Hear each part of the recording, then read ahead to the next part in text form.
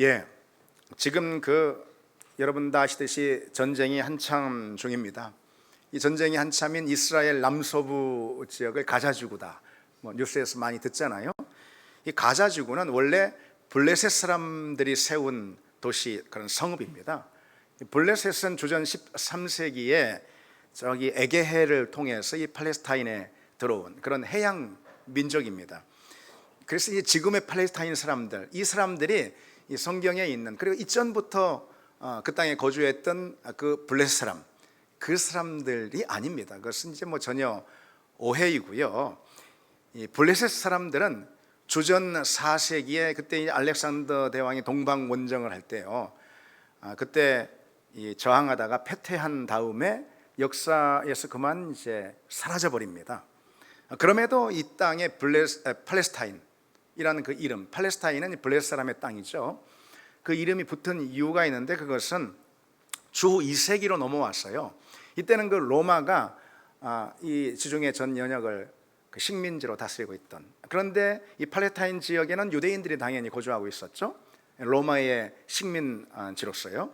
근데 이 유대인들이 로마에 저항하고 이 반란을 막 일으켰는데, 그 반란을 진압한 후에 유대인들을 그 땅에서 쫓아내고 그 땅 이름을 팔레스타인 이렇게 붙인 데서 기인한 것입니다. 그것이 지금까지 오는 것이죠. 유대인들 땅 아니야 그러면서 이제 로마에 특별히 하드리아누스라는 그 황제가 팔레스타인이라는 그런 이름을 그 땅에 이제 붙였습니다. 어쨌든 오래전에 블레셋 사람들도 그리고 또 유대인들도 그 땅에서 쫓겨나갔죠. 그 이후에 그 팔레스타인 땅에 들어와서 정착해 살던 사람들이 누구냐? 바로 아랍인입니다. 지금 있는 그 아랍인이에요.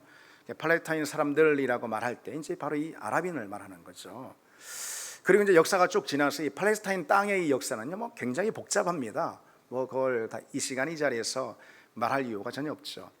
근데 어쨌든 한참 역사가 지나서 이제 그 19세기가 되었을 때요, 이 유대인들이 하나둘 가자지구 북쪽인 해안지대에 들어와서 거기에 이제 정착을 하기 시작을 합니다. 특히 2차 세계대전 당시에 왜 나치의 홀로코스트, 그 유대인 대학살이 있었잖아요. 이제 그것을 계기로다가 유대인들이 이 땅에 많이 더 들어와서 이주를 하게 되죠. 당연히 원래 그 땅에 살고 있었던 아랍인들이 반발을 하게 됐고, 그래서 이제 당시 유엔이라는 기구가, 유엔이 이 아랍인과 유대인들이 이 땅을 서로 이렇게 분할해 가지고선 서로 나눠서 이 땅에 살라, 그렇게 중재를 하게 된 거죠. 그런데 유대인들은 받아들였지만 아랍인들은 그것을 받아들이지 않았습니다. 그 사이에 유대인들이 1948년에 거기에 이스라엘을 건국하죠. 나라를 세웁니다. 그러자 이 아랍인들이 그 땅에 들어와 사는 것도 지금 분통할 지경인데, 나라까지 세워 해가지고선 이스라엘을 공격해서 그 땅에서 완전히 몰아내려고요. 근데 우리가 잘 알듯이 그렇게 해서 일어난 전쟁이 1차, 2차, 3차, 4차 이 중동 전쟁이라고 불리는 그런 전쟁들이잖아요. 그런데 거기서 번번이 이 아랍인들이 유대인들에게 다 이제 집니다. 전쟁에서 크게 패배하면서 그 땅에서 아랍인들의 입지가 매우 좁아지게 되죠. 제일 중요한 것은 1967년에 있었던 3차 중동 전쟁인데요. 이 중동 전쟁에서 이제 크게 패해가지고선 아랍인들은 팔레스타인의 그 남서쪽에 지금 가자지구라 이렇게 불리는 거기로 제한이 딱 되고, 그리고 이제 또 하나 있는데 요단강을 기준으로 서쪽이다 해가지고선 이제 거기를 그 서한지구다 이렇게 웨스트뱅크라고 이렇게 불리잖아요. 거기 양쪽에 이렇게 딱 남게 됩니다. 이 아랍인들의 땅이.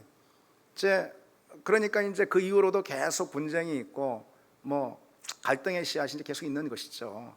계속 싸워오다가 2006년에 이게 이제 중요한 선거가 있는데, 팔레스타인 지역에서 그 자치구에서 그 선거로다가 집권을 하게 된 그 무장 정파가 바로 하마스입니다. 하마스가 정권을 잡은 거예요. 그 이후로는 이스라엘에 대해서 이제 훨씬 더 거세게 저항을 하고 테러도 일삼고, 그런 맥락 가운데 이번 이 사태도 사실 터진 거다. 그래서 저 땅에 이제 분쟁, 중동이 화약고다 그런 말 하잖아요. 분쟁이 과연 언제 끝날 것인가, 참 끝날 수 있을까, 그 땅에 평화가 있을 수 있을까, 이런 의문이 들 정도로요, 심각한 곳이죠. 근데 뭐 그러면은 뭐 아랍인이 문제냐, 유대인이 문제냐, 뭐 신문지상에 보면은 뭐 여러 가지 뭐 다른 입장이나 관점을 가지고 뭐 아랍인이 문제다, 아니야, 뭐 유대인들이 문제, 뭐 그런 말들 하는데 뭐 그럼에도 불구하고 이번에 하마스의 그런 잔인무도한 짓은 용납될 수가 없는 것이죠. 그렇지 않겠습니까? 예. 그런 일이 어디 있습니까? 근데 어쨌든 아랍인이 문제다, 유대인이 문제다라고 말하기 전에 실은 영국에 큰 문제가 있습니다. 19세기 당시 그 패권국은 영국이었죠. 이 영국이 1차 세계대전을 치르면서요, 이 독일과 전쟁을 하는데 굉장히 고전을 합니다. 그러자 이 영국이 아랍인들에게 가서 너 우리 좀 도와주면은 내가 약속할게. 저 팔레스타인 땅 있잖아, 내가 너 줄게. 이렇게 약속을 합니다. 그런데 그 다음에는 또 슬그머니 유대인들에게 다가가서 너희가 돈 많잖아, 유대인들 자금이 빵빵하잖아요. 그러니까 전쟁 자금 좀 대주면은 그 땅, 너희들이 원하는 그 땅에다가, 팔레스타인 땅에다가 이제 너희들 가게 해줄게, 약속해줄게, 뭐 이렇게 말이죠. 그러니까 땅은 하나인데 두 진영에다가 그렇게 약속을 한 것이죠. 말하자면은 집은 한 채인데 두 사람한테다 분양을 한 거죠. 사기 분양. 그게 이제 영국이 한 짓이고, 그래서 그 이제 갈등과 전쟁의 그 불씨가 그게 남겨지게 된 거죠.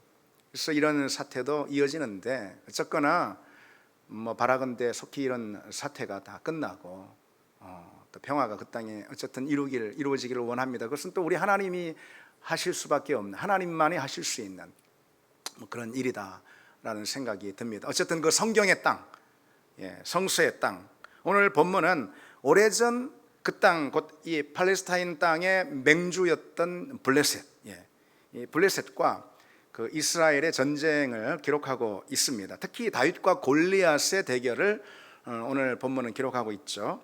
아마 오늘 본문의 이야기는 구약 성경의 여러 이야기들 가운데 성도들의 사랑을 가장 많이 받는 그런 이야기가 아닐까 생각이 듭니다.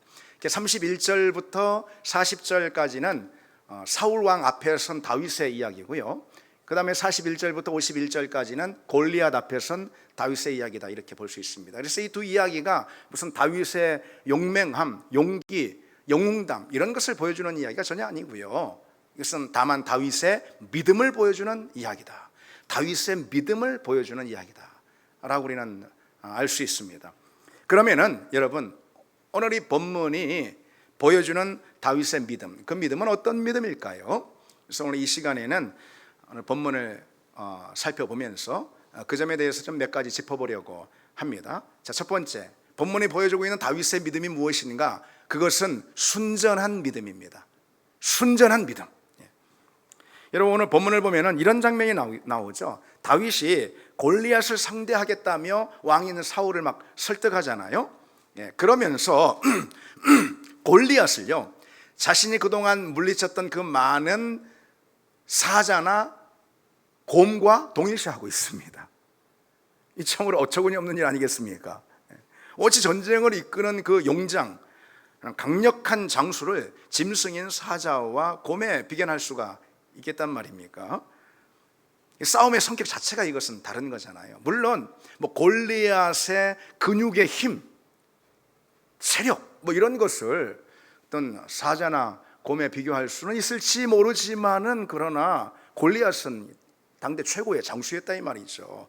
그래서 한 이스라엘 진영을 전체 두려움에 떨게 할 정도로 그런 칼과 창을 가지고 무장하고, 그리고 그동안 수많은 전투 경험을 통해서 이 전쟁에 익숙한 그런 장수였습니다.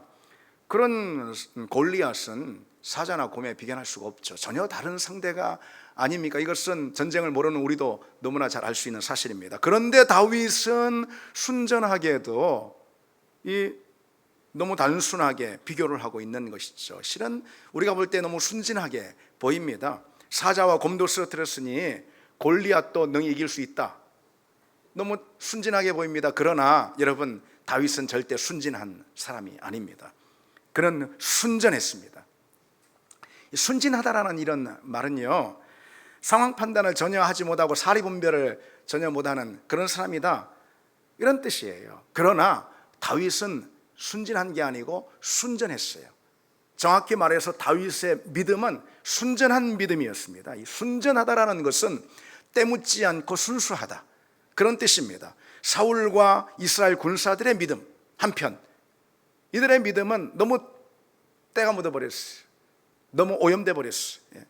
그래서 하나님의 능력, 곧 믿음의 능력을 의심하기 시작했고, 그러니까 그들이야말로 지금 상황 판단을 전혀 못하고 있는 것입니다. 골리앗이라는 그 현실 앞에서 그만 인간적인 계산이 끼어들고요, 그 믿음이 흔들리고 있는 것이죠. 왜? 그 믿음이 오염된 믿음이라, 때가 묻은 믿음이라, 순전하지 않은 믿음이라, 그런 것입니다. 특히 여러분이 사울 한번 보십시오. 오늘 사울과 다윗의 대화가 나오는데, 사울의 믿음은 그야말로 세상에 때가 묻고 경험이라는 불순물에 오염된 그런 믿음이었어요. 사울은 다윗에게 뭐라고 말하냐면은, 내가 가서 블레셋 사람과 저 골리앗과 싸울 수 없으리니 너는 소년이요, 그는 어려서부터 용사라, 이렇게 말합니다. 이 사울의 상황 판단, 상황 인식이라는 것은 어디에서 비롯된 것일까요? 물론 그의 경험에서 비롯된 것입니다. 오랫동안 전쟁터를 누볐죠. 그도 큰 전쟁을 치렀고 전쟁에서 이겨본 적이 있고, 그 많은 전쟁을 치르면서 오랫동안 누비고 다녔던 그 전쟁터에서의 경험이 있죠. 이 자신의 경험으로 볼 때, 이 골리앗은 전혀 다른 상대야, 이런 거예요. 그런다 하면 너 소년 꼬맹이, 너 다윗이 이건 상대가 되지 않는 그런 대결이야, 너무나도 뻔해, 이렇게 말하는 거죠. 경험에서 비롯된 판단입니다. 그런 이제 사울의 경험이 갖는 그 경험에서 비롯된 판단, 이것이 주는 가장 큰 문제가 있습니다. 여러분, 그 문제가 무엇일까요? 바로 믿음을 제한한다는 거예요. 믿음을 제한한다. 사실 여러분, 이 경험이라는 것은 아주 종종 믿음을 무모한 것으로 깎아내리고, 그리고 우리 삶의 자리에서 밀어내버릴 때가 참 많이 있습니다. 근데 이거 세상적으로 볼 때도 참 그래요. 이 경험이라는 것은요, 도전과 열정, 아니면 용기와 패기, 뭐 이런 것을 굉장히 아마추어적인 무대뽀로 폄하하고 그런 것을 그냥 걷어차버리는, 세상적으로 볼 때도요, 그런 경우가 참 많이 있다, 이 말이죠. 그런데 여러분, 절대 그렇지 않습니다. 여러분 한번 보십시오.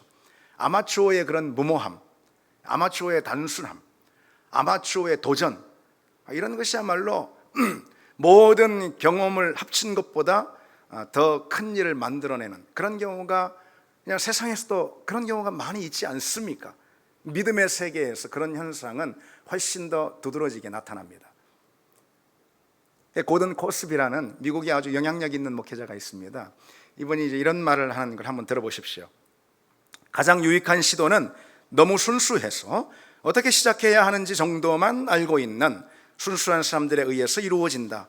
지나치게 지혜롭거나 경험 많은 사람들은 너무 많은 것을 알고 있기 때문에 불가능한 일을 결코 이룰 수 없다. 그렇습니다. 불가능한 일, 불가능한 역사는 결코 경험의 세계에서 나오지 않습니다. 그것은 믿음의 세계에서 나옵니다. 사울은 전쟁의 전문가예요. 이스라엘에서 가장 전쟁의 전문가가 누구냐? 단연 사울이라고 볼 수가 있습니다. 다윗은 어떤가? 전쟁터의 경험이라 치면은 다윗에게 있어서는 그저 아버지 심부름으로 형들에게 뭐 갖다 주면서 그저 전쟁의 광경을 지켜본 뭐 그 정도, 그게 다윗에게 있어서는 전쟁의 경험 전부입니다. 그래서 당연히 사울이 전문가고 다윗은 아무것도 모르는 사람이니 코치합니다. 다윗을 코치합니다. 뭐라고요? 오늘 본문에 보면 갑옷을 입어라, 군장을 갖춰, 칼을 들어, 이렇게 코치를 하는 것이죠. 전문가들이 그런 거예요. 전문가들은 경험대로 충고를 합니다. 그들은 승리의 해답이 경험에 있다, 뭐 이렇게 자신합니다. 그러나 여러분 한번 생각해 보세요. 그럴 때 이 경험이라는 것이 무엇인가? 우리가 종종 말하는 경험이라는 것이 무엇인가? 경험은요, 능력을 우리 안에서 찾는 거예요. 그렇죠. 경험은 결국 지혜를 세상 가운데서 구하는 거, 그게 경험 아니겠습니까? 반면에 믿음이라는 것은 능력을 우리 밖에서 또 지혜를 구하고 찾습니다. 곧 하나님께로부터 우리 지혜와 그리고 능력을 구하는 것, 그게 바로 믿음입니다. 그래서 무모하게 보일지 모르지만은 경험을 내려놓고 하나님을 의지하는 것, 이거야말로 순전한 믿음이다, 이렇게 말할 수가 있어요. 경험의 때, 경험의 불순물에 오염되지 않는 순전한 믿음, 이런 말이죠. 그런 믿음으로 볼 때 이 다윗에게 골리앗이라는 것은 그저 자신이 그동안 여러 번 물리쳤던 그런 곰이나 사자, 그중 하나와 별다를 것이 없다, 이런 판단이 드는 것입니다. 여러분, 이런 믿음이 우리에게 좀 있어야 하지 않겠습니까? 이런 믿음이 과연 우리에게 좀 있기를 원합니다. 경험 많은 사람들 볼 때에는 실은 그 경험이 세상의 불순물이고 때에 오염된 것인 줄 모르고 그것이 승리의 방정식인 양 그렇게 착각하고, 경험으로 볼 때 아이고 무모하게 믿음으로 그건 뭐야, 이렇게 말할지 모르지만은 그 믿음, 그 순전한 믿음, 무모해 보이는 그 믿음 있죠. 오늘 본문에서 등장하는 이 다윗의 믿음, 이 다윗의 믿음, 여러분, 하나님은 우리에게 그런 믿음을 요구하십니다. 그런 믿음을 가진 사람을 하나님은 오늘 이 시대에 찾으시는 줄 믿습니다. 그런 믿음이 하나님의 일들을 이루고 특별히 경험의 세계에서는 결코 볼 수 없는 하나님의 능력과 역사를 만나는 줄 믿습니다. 이렇게 많은 경우 그런 경우가 있어요. 실은 하나님의 일하심, 하나님의 역사, 하나님의 능력, 하나님의 기적을 맛보고 만나는 그런 많은 성도들이 있다 이 말이죠. 근데 여러분, 그런 사람들 한번 관찰해 보십시오. 어린아이와 같은 그런 순전한 믿음, 무모해 보이는 그런 단순한 믿음, 그런 믿음이 그 사람들에게 있습니다. 신앙의 연륜, 나이 이런 거 관계없이요, 굉장히 순전해 보이는, 순수해 보이는 그런 믿음이 그들에겐 있습니다. 그리고 온전히 순수하게 자기 자신을 하나님께 내어 맡기는 거죠. 왜? 나는 아무 능력이 없고 나는 그저 인간에 불과해요. 내 경험은 일천해요. 그러나 하나님, 우리 하나님은 그야말로 하나님이십니다. 하나님이십니다. 그분은. 그러니 그 앞에 모든 것을 내려놓고, 그것이 자신이 한 어떤 소중한 경험이고 어떤 유익한 능력이라 하더라도 다 내려놓고 그 하나님께 온전히 무릎 꿇는 것입니다. 하나님께 맡겨드리는 것입니다. 바로 그런 믿음, 여러분, 하나님은 그런 믿음을 찾으시고 그런 믿음을 아끼시고 그런 믿음을 가진 사람을 사랑하시고 그런 사람을 사용하시는 분임을 믿습니다. 우리에게 그런 믿음이 있기를 소원하는 여러분 되기를 바랍니다. 자, 두 번째로 오늘 본문이 보여주는 다윗의 믿음이 무엇이냐? 그것은요, 평소 하던 대로 하는 믿음이에요. 평소 하던 데에서 나오는 믿음이다, 이런 말입니다. 본문에 보면은요, 다윗이 사울에게 자신이 골리앗을 상대할 수 있다라고 자신하면서요, 자신의 평상시 누린 하나님의 손길에 대해서 사울에게 말해주고 있는 그런 대목이 있습니다.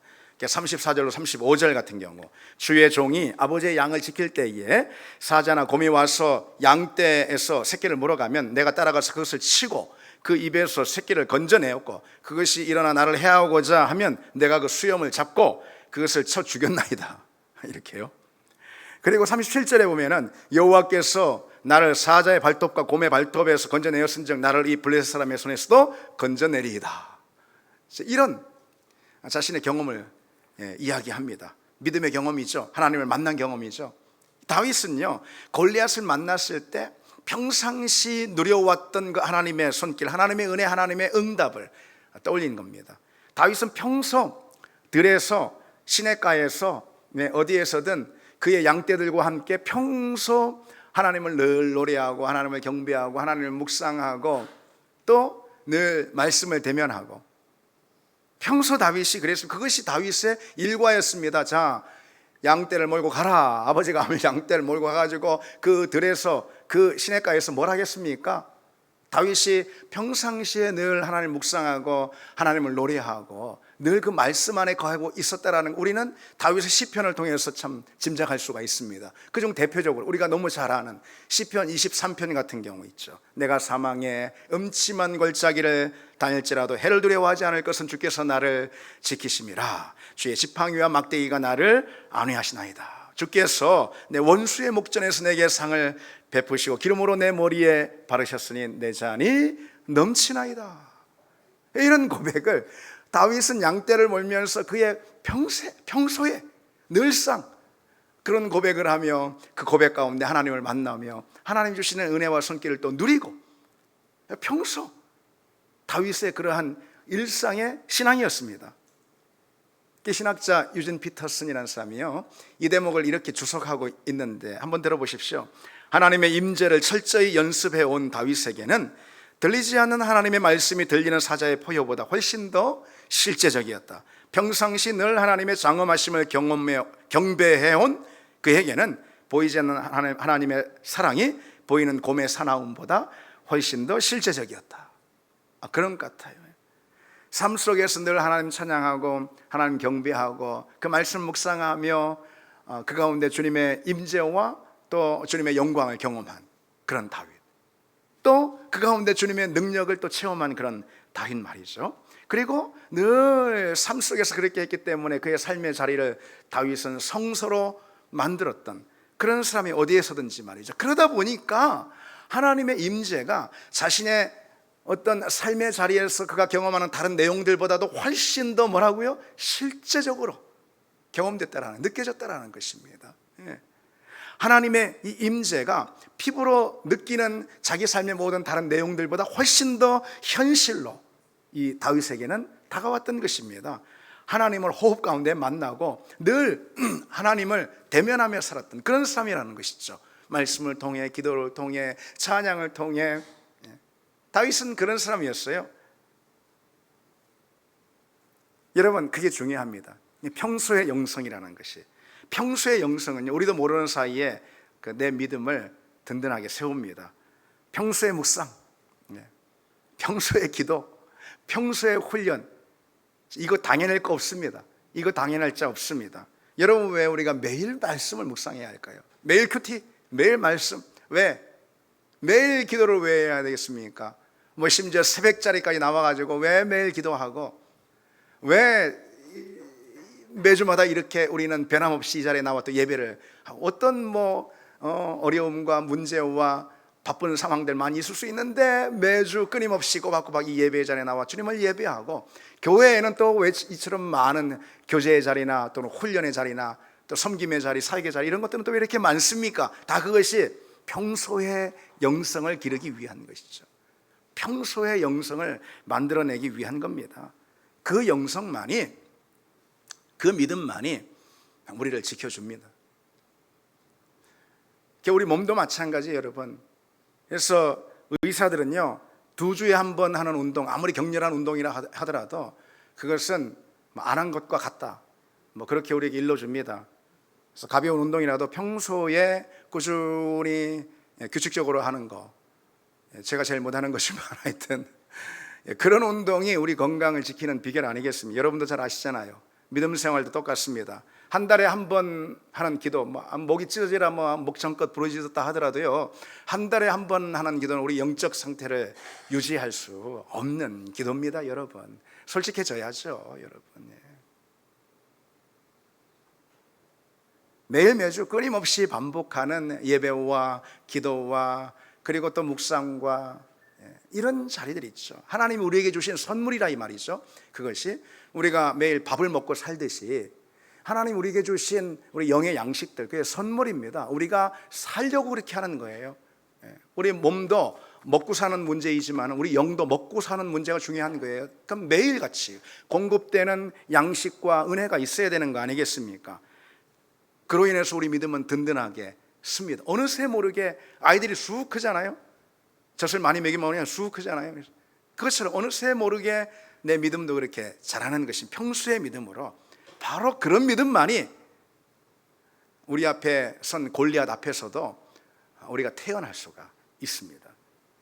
여러분, 평소의 영성, 몸의 배인 신앙은요, 때로 우리 육체적인 피곤함이 오거나 아니면은 환경에 어떤 분주함이나 바쁜 것이 오거나 아니면은 심지어 어떤 그 어려움이나 위기가 닥친다 하더라도 이 평소의 영성, 몸의 배인 이 체질 믿음, 체질 신앙이라는 것은요, 그런 여러 가지 상황이 온다 해도 그렇게 달라지는 법이 없습니다. 팍 바뀌지 않습니다. 왜? 그냥 체질 신앙이 됐으니까 그렇습니다. 그런데 바로 그런 믿음만이 진짜 믿음입니다. 그런 믿음만이 내 영혼을 지켜주는 진짜 믿음이 될 수 있다는 거죠. 무슨 좀 어려움이 와, 좀 바쁜 게 있어, 뭐가 어때요? 근데 그때마다 그냥 바뀌는 거 있죠. 그것은 믿음이 아니고 결코 인생의 골리앗 앞에서 내 영혼을 지켜주지 못합니다. 우리는 때로 여러 상황들, 어려움들, 또 곤란한 일들도 만납니다. 여러분, 지난 한 주 어땠습니까? 그런 상황들 우리가 경험하게 돼. 인생의 전쟁터 한복판에 들어서는 그런 일도 우리에게 있습니다. 그런데 그런 상황에서 우리에게 특별하고 대단한 그런 믿음이 동원돼야지만 그런 상황을 극복하고 이길 수 있는 게 아니라 이런 뜻입니다. 평소 하던 대로의 그 믿음, 평소 하던 대로의 그 신앙, 그 믿음이 골리앗을 이기는 힘입니다. 그래서 여러분, 평소의 신앙, 평소의 영성이 중요함을 다시 한번 여러분 강조합니다. 그러니 여러분, 다시 묵상의 시간을 갖기 바랍니다. 다시 기도의 자리를 펴시기 바랍니다. 다시 주님 앞에 돌아와서 여러분의 마음을 주님의 보좌 앞에 내어드리는, 다시 기도에 힘쓰는 그런 우리가 되기를 바랍니다. 그럴 때 우리 믿음은 어느새 든든하고 견고하게 세워져서 우리 앞에 있는 골리앗 앞에서도 태어날 수 있는 그런 우리 믿음이 될 줄 믿습니다. 자, 마지막 하나 보시면은, 오늘 본문이 보여주는 다윗의 믿음은 어떤 믿음인가? 그것은 하나님의 이름을 의지하는 믿음입니다. 하나님을 의지하는 믿음이다, 이런 거죠. 여러분이 사울이 출전 허가를 다윗에게 주잖아요. 그래서 다윗은 골리앗과 일전을 벌이게 됩니다. 그런데 우리가 먼저 다시 한번 알아야 할 사실이 있는데요, 오늘 본문은 다윗이라는 한 용맹한 영웅의 영웅담을 들려주고 있는 그런 이야기가 결코 아니라는 거죠. 일단 성경이 그런 책은 아니에요. 성경은 사람의 이야기가 아니고 하나님의 이야기예요. 특별히 하나님께서 당신의 역사의 무대 가운데 하나님의 사람들을 올리셔서 하나님이 행하시는 하나님의 역사들, 특별히 하나님의 능력과 하나님의 위대함이 드러나는 그런 하나님의 이야기. 오늘 본문도 역시 마찬가지입니다. 그 하나님의 무대에서 이제 다윗이 등장하는데, 이 다윗이 사용한 무기가 다시 정확히 엄밀히 말하자면은 하나님이 다윗에게 허용하신 무기가 무엇일까요? 무엇이죠, 여러분? 물맷돌입니다. 다윗이 막대기와 조약돌, 그것도 부드러운 조약돌을 가지고 갔다고 그랬습니다. 그걸 가지고 골리앗 앞에 나가니까 골리앗이 어때요? 골리앗이 어이가 없어 합니다. 이게 오히려 모욕감을 느낍니다. 세상에, 아니 어디 저런 애를 나한테 보내? 너희들 싸울 놈이 그렇게 없어? 좀 장수를 그래도 나한테 보내야지, 애를 나한테 보내? 그러면서요, 이 다윗을 보고선 아주 그냥 모욕감을 느끼죠. 더욱 기가 막힌 것은 다윗이 막대기를 가지고 나오잖아요. 그러니까 골리앗이 거의 히스테리에 가까운 반응, 그런 승질을 부립니다. 그래서 오늘 본문에 보면 네가 나를 개로 여기고 막대기를 가지고 나왔냐 하면서 그렇게 열이 받아 막 하죠. 그런데 이 장면은 여러분, 실은 하나님이 의도하신 설정이에요. 그 역사 가운데 하나님이 의도하신 설정이라 이 말이죠. 하나님은 골리앗을 쓰러뜨리는 이 전쟁에서 전투 경험이 전혀 없는 소년 다윗을, 그것도 그에게 어처구니 없는 무기인 그런 물맷돌을 들려서 그 하나님이 펼치시는 그 하나님의 역사의 무대 가운데 이 다윗을 세우십니다. 그것은 무엇을 보여주시기 위한 걸까요? 그 답을 이 다윗이 자기 입으로 그 답을 말합니다. 47절에 전쟁은 여호와께 속한 것인지, 그렇게 해요. 바로 그 사실, 전쟁이 하나님께 속했다, 하나님이 행하신다, 우리가 행하는 것이 아니다, 이 물맷돌이 어떻게 행하는 것이 아니다, 다만 하나님이 행하신다, 바로 그 사실을 선명하게, 더욱더 선명하게 보여주시기 위해서 어떤 일종의 설정으로 하나님께서 이 골리앗 앞에 다윗을 그처럼 세우시는 거죠. 여러분, 그 장면을 한번 떠올려 보십시오. 다윗이 골리앗 앞에 서서 다윗이 혹 이런 생각을 했을까요? 역시 막대기도 쓸만한 무기가 되겠어, 이런 생각 했을까요? 물맷돌이 곰한테만 통하는 게 아닐 거야, 여러분, 다윗이 그런 생각을 했을까요? 다윗은 여러분 결코 그 알량한 물맷돌 기술에 의지하지 않았습니다. 그랬다면 여러분, 다윗이 이후에도 수많은 전쟁을 치르는데 왕이 돼서도 그러고 그 요긴한 물맷돌을 얼마나 많이 사용했겠습니까? 그러나 다윗은 전혀 물맷돌을 사용하지 않고 이후로는 칼과 창으로만 싸웁니다. 여기 골리앗 앞에서 다윗이 가진 것, 다윗이 사용한 무기가 무엇입니까? 다만 여호와 하나님의 이름인 줄 믿습니다. 하나님의 이름만 의지해서 다윗은 나갔습니다. 특별히 오늘 성경에 기록된 이 전투 장면, 말하자면 전투 씬, 이것은요 바로 그 점, 다윗이 오직 하나님만 의지했다라는 이 사실을 매우 잘 보여주고 있습니다. 그런 이야기예요. 이 사무엘상 17장 여러분 지난주 오늘 이렇게 살펴보고 있는데 제목을 한번 붙인다면 여러분 뭐라고 붙이겠습니까? 가장 무난하고 가장 그런 제목이 뭐예요? 이 어울리는 제목이 뭡니까? 다윗과 골리앗의 싸움. 그 정도 아니겠습니까? 그렇죠. 가장 어울리는 제목일 거예요. 그런데 이상하게도 그저 대치 국면만 계속해서 이어지지 정작 다윗과 골리앗의 싸움은 무려 48절이 흐르도록 등장하지 않습니다. 그리고 48절에 가서야 다윗과 골리앗이 드디어 맞붙는 장면이 이제 시작이 되는데 당황스럽게도 그것이 한 절로 그냥 딱 끝나고 맙니다. 바로 49절이에요. 손을 주머니에 넣어 돌을 가지고 물매로 던져 블레셋 사람의 이마를 치매 돌이 그의 이마에 박히니 땅에 엎드러지니라. 이게 단 한 절로 그냥 딱 이 전투 장면이 끝나고 맙니다.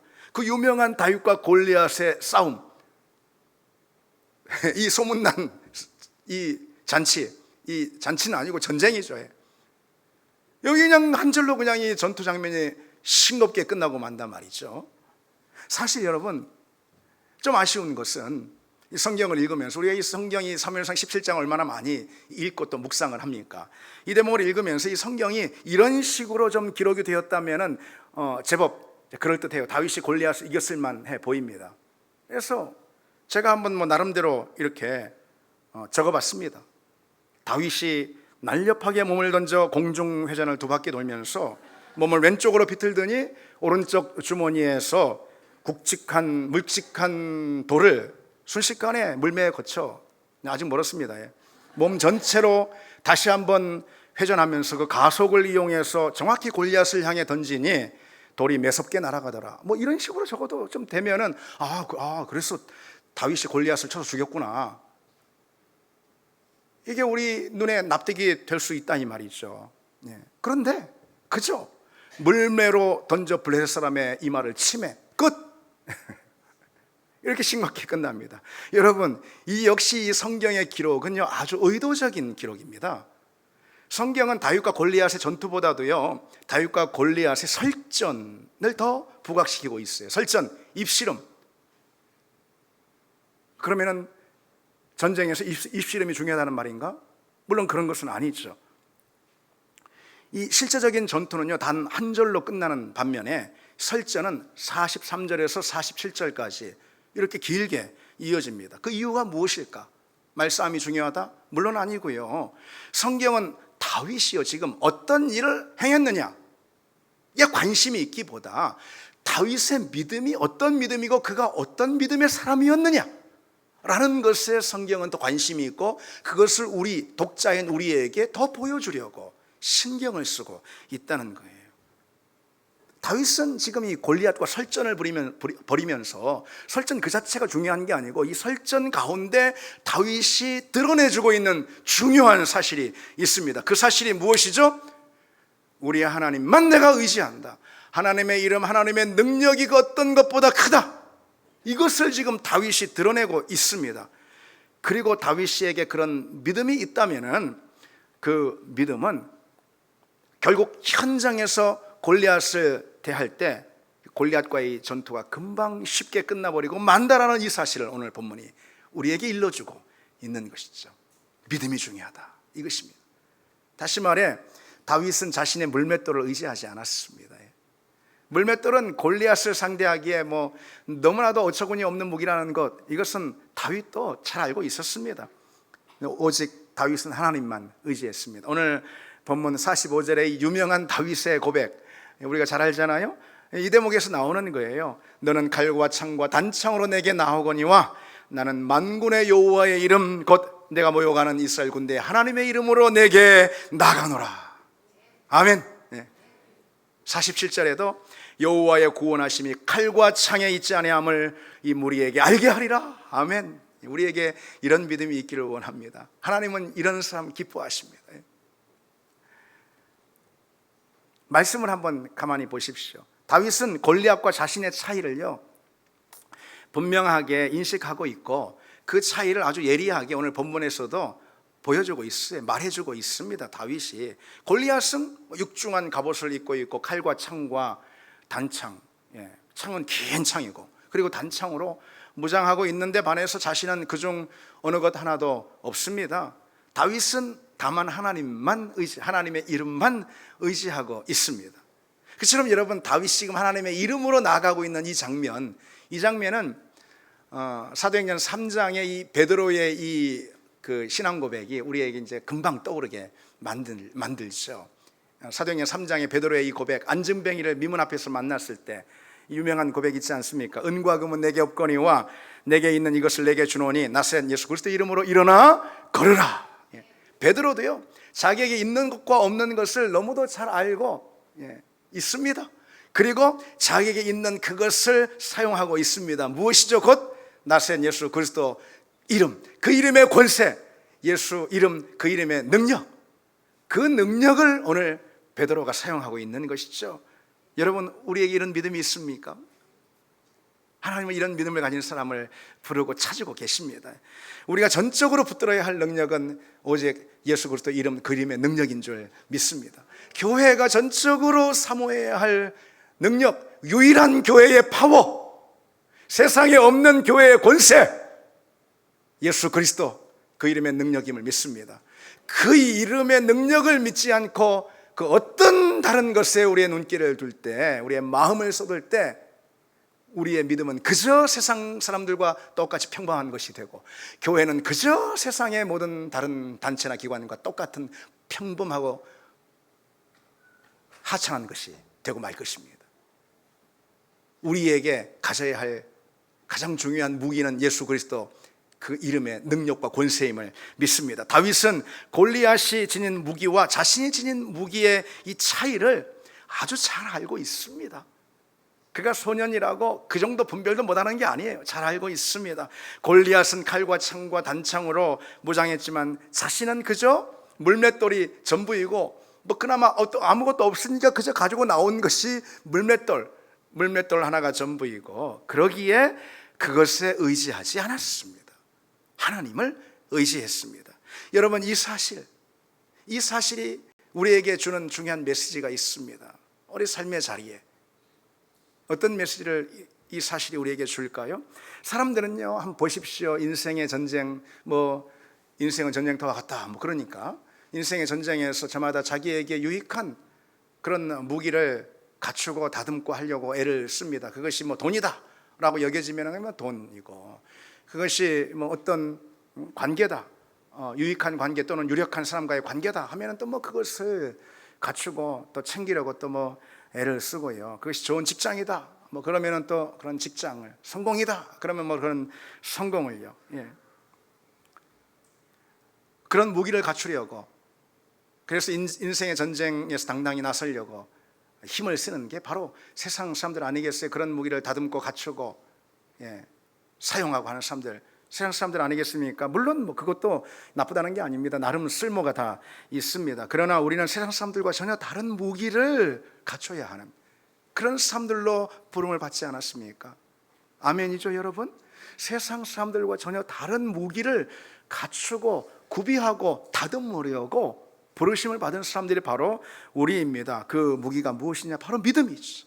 하나님만 의지하는 믿음, 하나님의 이름에 내 인생을 걸고 신뢰하는, 그분께 신뢰하는 믿음, 바로 그 믿음입니다. 다윗은 하나님의 이름을 붙드는 믿음, 오직 하나님을 붙드는 그 믿음을 평생 날카롭게 다듬었습니다. 그리고 그 앞에 있는 골리앗을 당당하게 대면했던 거죠. 여러분, 무엇보다 인생에서 쓸만한 무기들이 있으면은 여러분 갖추시길 바랍니다. 다 도움이 될 것입니다. 그러나 우리는 그 어떤 것보다 믿음이라는 무기를 소원하고 그리고 갖추고 그것을 다듬기 위해서 애쓰는 그런 사람이 돼야 할 것입니다. 그러기 위해서 더욱더 믿음에 힘쓰고, 더욱더 경건의 연습에 힘쓰고, 더욱더 기도의 자리를 사모하고, 여러분 왕도가 없어요. 다른 길이 없습니다. 더욱더 말씀을 사랑하고 사모하고 말씀을 접하고, 더욱더 몸된 교회를 사랑하고 모이게 힘쓰고 더 그러는 것입니다. 그럼으로써 믿음이라는 무기가 점점점 다듬어지고, 그럴 때 우리는 골리앗 앞에서 태연하게 설 수 있습니다. 이제 말씀을 맺겠습니다. 골리앗을 쓰러뜨리면서 다윗이 가진 믿음이 무엇이었나? 순전한 믿음, 평소 하던 대로의 그 믿음, 그리고 오직 하나님만 의지하는 믿음. 여러분, 그 믿음으로 오늘의 골리앗 앞에서 또 당당히 설 수 있는 여러분 되시기를 바랍니다. 우리 같이 이 찬양 드리겠습니다.